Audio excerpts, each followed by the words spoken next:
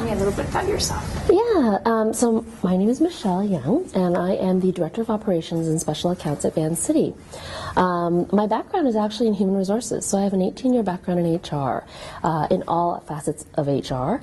And about 3 years ago, I had the opportunity to join the commercial side of banking at Vancity. And that gave me an opportunity to look at our commercial administration team and restructure what that looked like. And when that opportunity came to an end, I was asked to join the retail side and have a same look at it through that same lens of opportunities for improvement, opportunities for synergies, and also our special accounts or collections area of the business. So that's where I am right now. Yeah, you know, I come from it from two angles. One, I am in the risk division in my current role, but given my historical background in HR, I look at it from how people work in an organization. So if I was to look at the one key driver in my industry, I think it's how we as an organization train, lead, and develop our people to be able to be trusted advisors. So with the financial crisis that happened in 2007, people, the public, developed a bit of skepticism or uncertainty about what does it mean when I get financial advice? Is that advice that I can trust?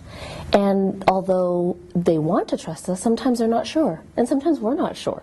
And so one of the things for leaders is to develop, how do we, A, provide the knowledge that people can trust, and B, how do we develop leaders and people in our organization that can convey that knowledge and information in a way that the recipient trusts it because it's valid, it's recent, it's concise, and it connects to that person's challenge or problem that they brought us. It's not just a regurgitation of information that you can read on the internet. It's actually information that is translated into something that the receiver is like, that solves my challenge. So it's a combination of that developing trust in the members that we have and also being able to take information and translate it into something that's meaningful to the person that's receiving it. I would think that those are our biggest challenges or drivers at the moment. For me, I look at it again from the operational side of things, and I feel that the two things that challenge our organization, and maybe other organizations too, but definitely ours, is technology overload. So the amount of information that we can access now is amazing. It's phenomenal. But what do we do with that information? And what does that information actually mean? It's almost too much information.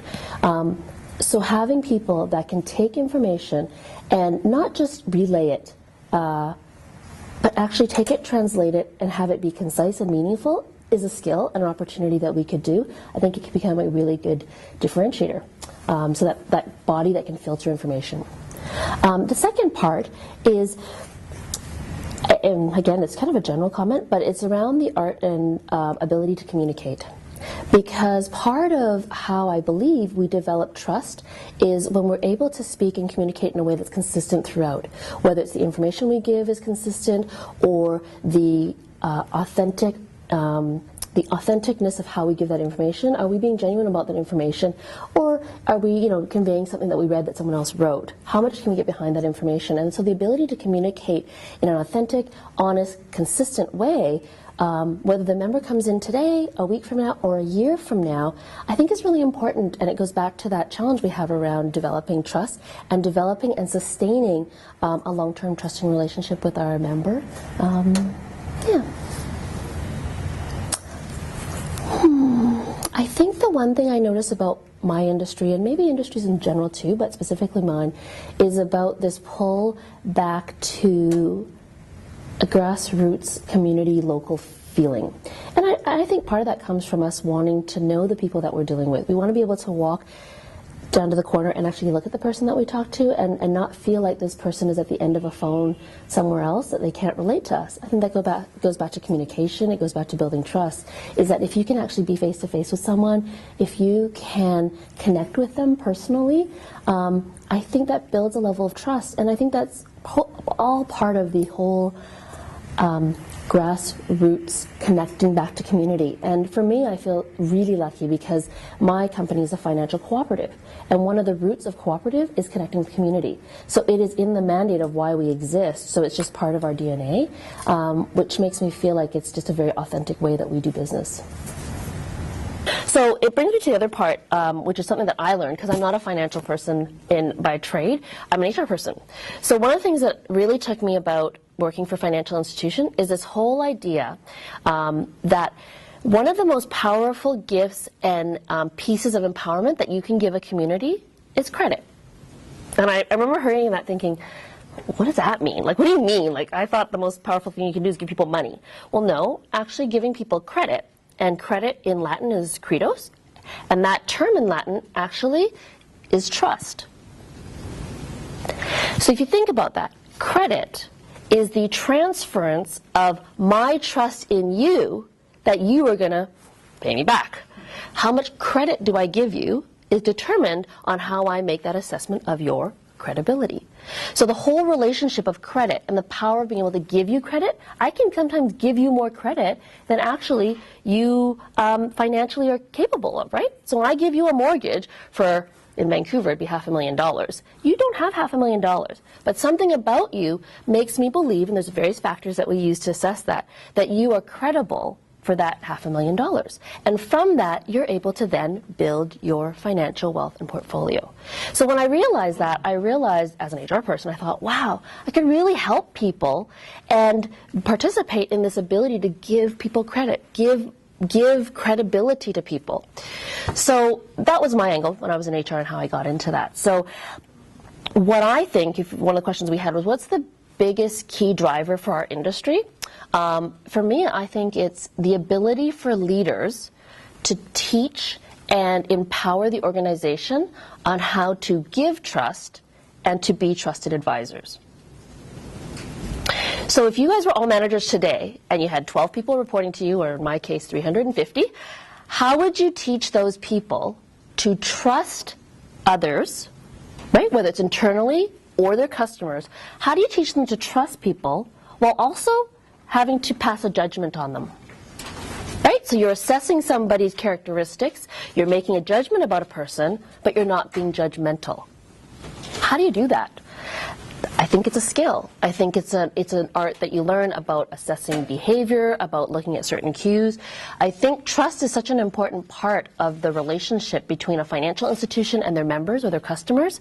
And if you look at in the last few years when the industry hasn't been that great, and you look at the economy, it hasn't been that great, how do you as consumers feel? You kind of feel like you don't necessarily trust the big banks or financial institutions or insurance companies, because somehow you put your money in a mutual fund, you put your money somewhere, and you kind of thought it's going to get this rate of return, and the financial crash happens, and you're not getting that return. For those of you who had money, locked away for a long-term retirement plan, and you thought Freedom 55 was around the corner, I have a few staff that told me Freedom 55 didn't ring true for them, and they're looking for maybe Freedom 60 or Freedom 65. That's really disappointing. If that was your plan, somehow that industry has now lost your trust. So in order to regain that trust, so that when you come to us and say, here's my money, or here's my line of credit, or here's some collateral, we have to figure out as leaders how to teach our individuals and our staff to translate trust. So that's something to think about as you guys are developing your skills as organizational practitioners, is how do you teach people to give trust while having to be people that are criticizing or being critical or judgmental to things. So I like to use the word, how do we teach people to use judgment while not being judgmental? If you guys can figure out the answer to that, come see me. So then the other two things that I look at as far as challenges and opportunities, so the two things I'm seeing from my organization or my industry, and it's probably actually universal to other organizations. One is technology, but I call it technology overload. So there's multitude of information that's available. There's so much more information available now on risk and charts and industries and trends, and on a social perspective, there's media, there's Twitter, there's all this stuff that has information. We are suffering from information overload. So as a result of that, what we're looking for and what we need is people who can take information and not just relay that information in a really comprehensive fashion. Like, I can get a lot of information really fast these days. Get me Google, I can get you a lot of stuff. Don't know how accurate it is, but at least I can get it. What I'm looking for is the trusted information, and I'm looking for consolidated information. So can you translate the volume of information that I've been getting? Can you translate that into something that's concise and to the point? Ideally for me, 6 or 8 bullets is good enough. I'll get the data if I don't agree with what you've given me, but can you break that down? So I'll tell my managers, the hardest thing for you to do is take that 8 pages and turn that into 8 bullets, and to do that will probably take you 2 hours, because it probably only took you 45 minutes to type the 8 pages, but I need it down to 8 bullets. That is really, really hard. So if you guys are looking for a skill to develop, that would be a great skill to develop. Taking information, filtering it, because you guys are going to be paid to be the filters, filtering it down to something that's meaningful to me or your senior leaders, so that I can either take action or make decisions about that.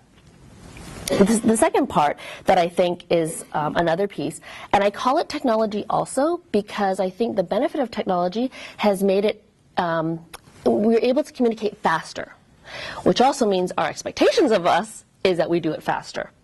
Technology has also removed the need sometimes to have to communicate in person, because you can do stuff by email, by faxes, by BBM, all these different ways. But what we're losing, and what I'm finding when I'm interviewing folks or meeting folks, is that a lot of people have lost the basic ability to communicate. Set context, tell a story, engage a person, connect with a person, build trust with that person, and then deliver concise information. Believe it or not, I think that is a skill. And then throw on top of that, if you have to sell them something or influence or convince them to do something, that's another skill you want to throw in there too. But all of that has to happen. And nowadays, where you might have had 3 or 6 months to build a relationship, well, people's expectations are, can you build that relationship in 45 minutes? And by the way, can you give me a plan at the end of it? And can you give me some advice about how I'm going to make 11% return on something? How do you do that all in a concise, quick, and tight-knit way? I think it's really hard. So individuals have to come out with the ability to not only know technology and information and content, but translate that information so that the receiver goes, yeah, I get that, I get that, I get that, I get that, and now I can do this with that. So there is a big push to find people who can implement and operationalize information quickly, concisely, and engagingly with their audience. For me, I had opportunities to climb the ladder at a certain point. I hit a plateau when I was about 30, and I pretty much burned out. And I thought, oh my gosh, I can't stand this corporate world. And I thought to myself, what do I want to learn so that I could be a great contributor to whatever job I had? And at that point, I made a decision. I wanted to be a good leader, and I wanted to be a good coach. And I thought, what do you need to do to be a good leader and a good coach? And I thought, I think you need good listening skills. And you need to be intuitive, and you need to be able to figure things out and make sense for people when they come to you with a challenge.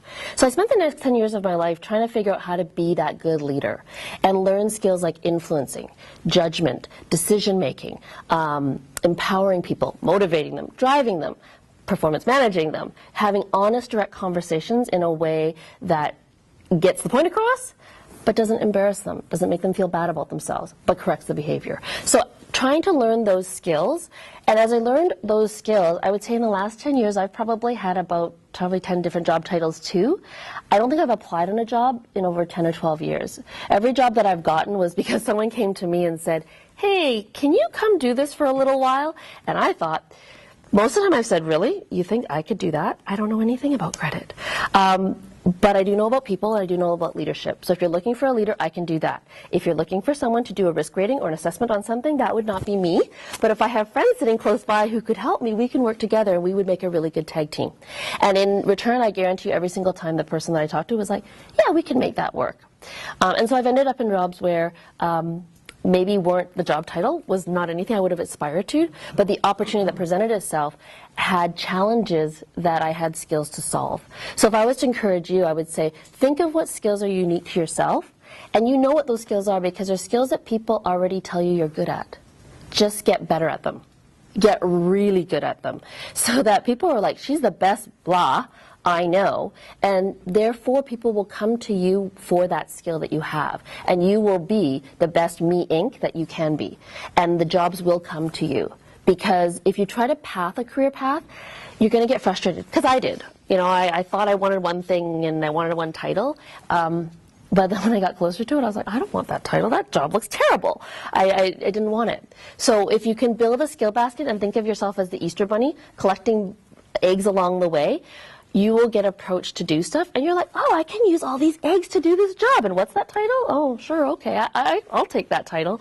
And I think what you'll do is you'll bring the best of yourself to that job, you'll grow in that job, and you'll learn some really neat stuff that you never even thought you'd plan to learn.